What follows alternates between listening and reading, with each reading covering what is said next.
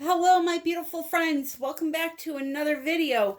I'm so happy LOLI VEFE finally got in the different size wood rounds, and they are $20, I believe, and under 20 for the biggest, which is a 16, 12, and 8.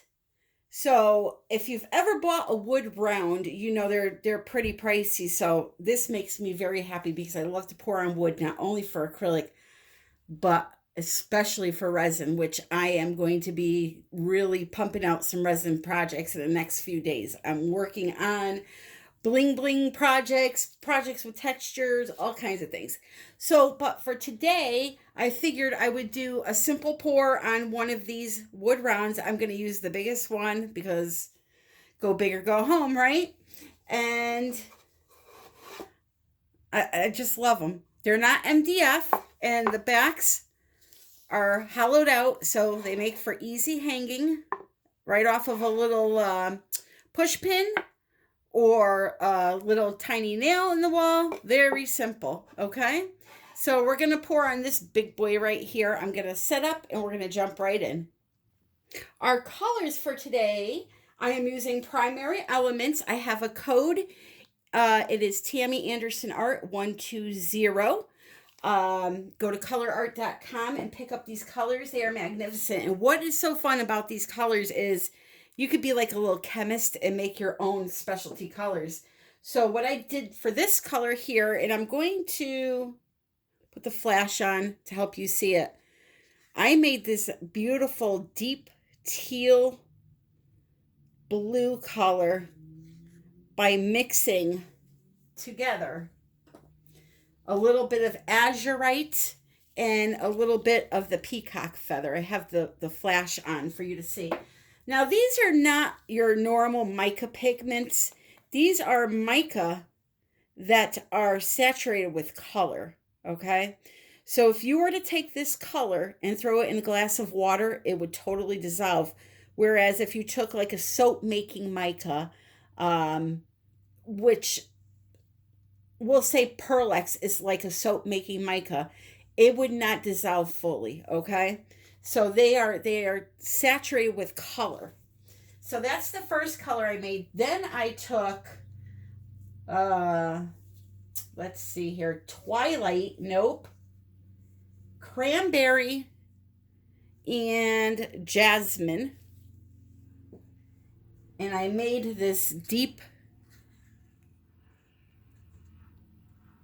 beautiful Merlot color. Okay. And then the last one I did, I took French lilac and twilight. And I made this beautiful purple color. All right. So those are my three primary elements that I'm using. And then along with them, I'm going to use anthraquinone blue by Vallejo.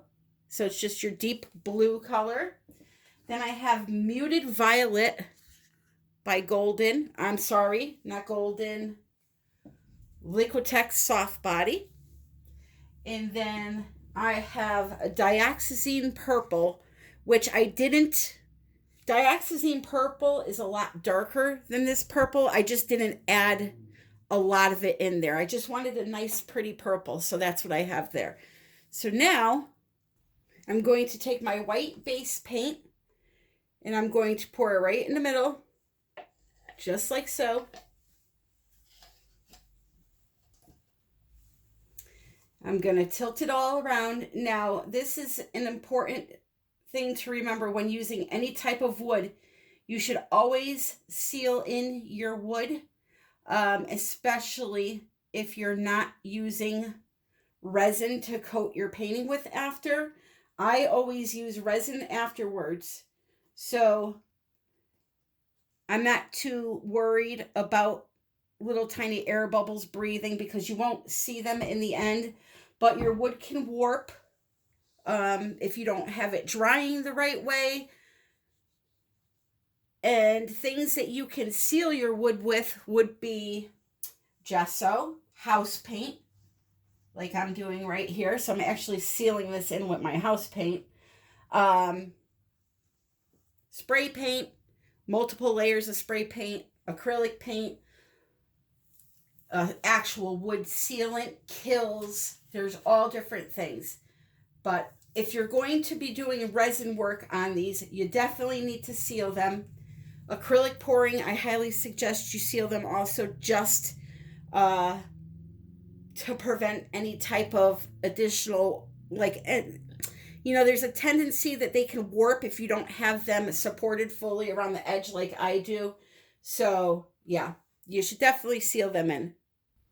I tend to not seal things, and the reason why, even resin pieces, when I do my resin designs on wood, okay, I'm not talking about coats, but this applies for top coats too.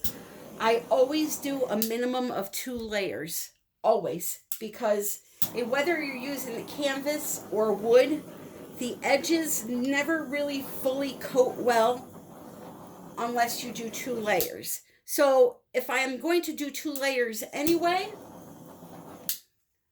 I'm not so upset if I get a couple of air bubbles here and there, because they're going to be gone on the second layer. So now I am going to take my paints and I'm going to make, let's see, maybe we'll do 2 puddles. I'm going to start with, I believe, the darkest blue here. Here's what we'll do. We'll do a puddle here. And it's okay if it runs off. We'll do a puddle here.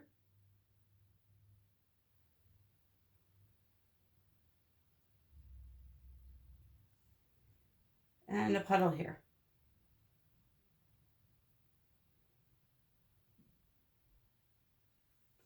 So that was the blue. Now this is my special concoction of the peacock feather and the azurite. I'm going to put that right there.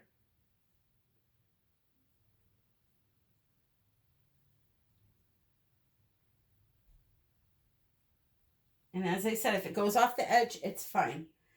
Then I'm going to use the purple, the dioxizine purple, which is this one.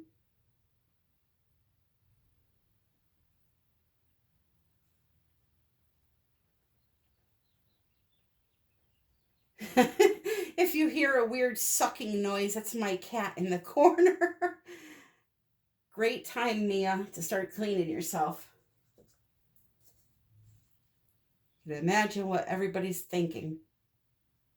Then again, probably nobody heard that until I pointed it out. Alrighty. So that was the special mix of the Twilight and French Lilac. And then the last one is going to be the cranberry that was mixed with jasmine.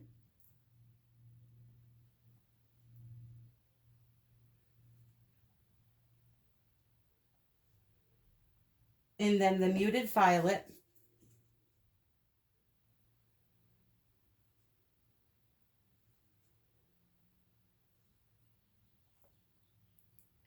Okay. And I think what I'm going to do is I'm going to spin this around just so it's easier for me to work on it.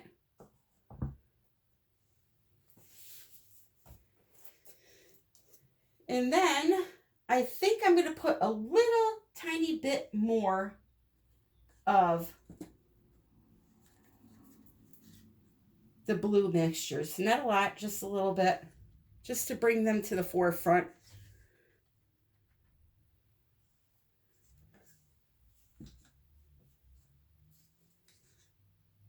If you want to know how these paints were mixed, I will have it in the description. And by the way, I am now linking a video in every video that I put up, how to resin your acrylic pour. Because I just really think that adds a lot of depth to your painting if you're able to do that. Okay, so now I'm going to get some white cell activator on here.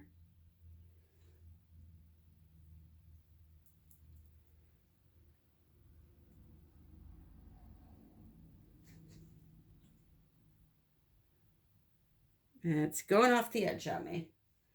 I'm going to get the blow dryer quick. Lower your volume.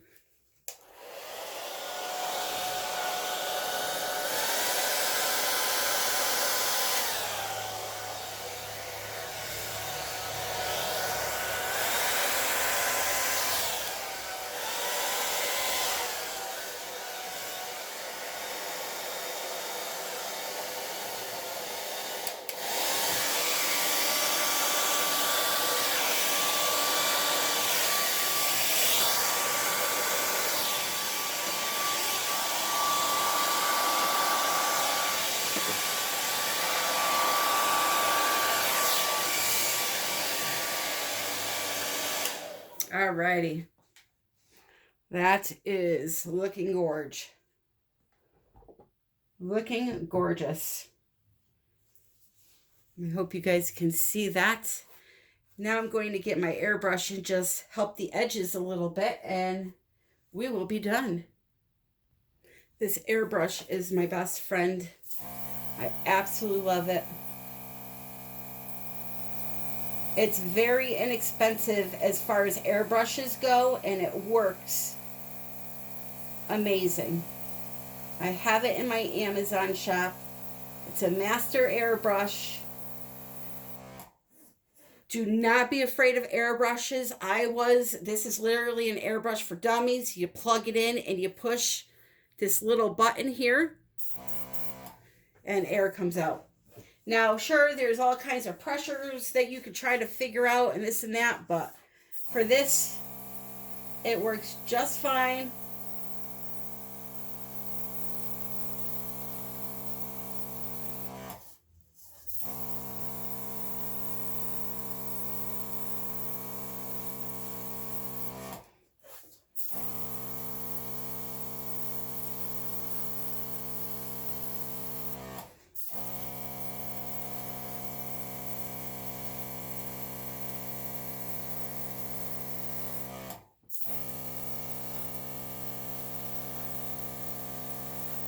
Just spreading out that color a little bit.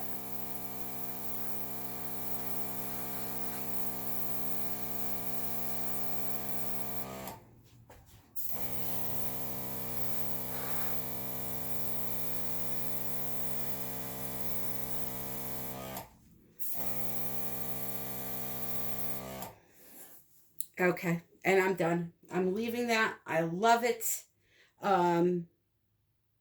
It's beautiful.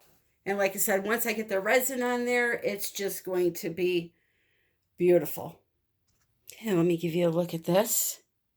And then I'll show it to you with the flash on so you can see all the sparkling colors and all that. It's just very hard to show it in the camera or with the camera in natural daylight.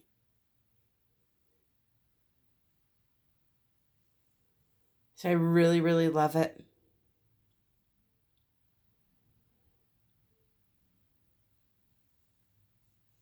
Simple and elegant.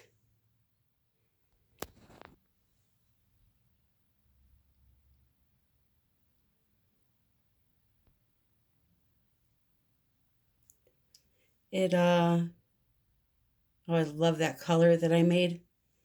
It's so much fun playing with those pigments. I mean, you can combine things like green and pink and come up with this crazy color.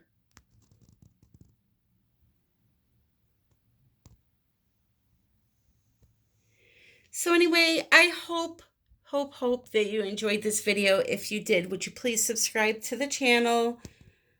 Click the little bell. Don't forget to check out the description for the coupon codes. And my Etsy shop, I'm going to be running a sale this weekend for Memorial Day. If anybody's interested in checking that out, that will also be in the description and at the end of the video. Don't forget to watch the resin video if you're learning how to resin your paintings. And I have a coupon for KS resin. The resin is good, great quality, free shipping in the US. I have a discount. It's just great stuff. I love it. So check that out. And Until next time, my friends, I hope if you're celebrating, have a happy, healthy, safe Memorial Day weekend, and happy pouring.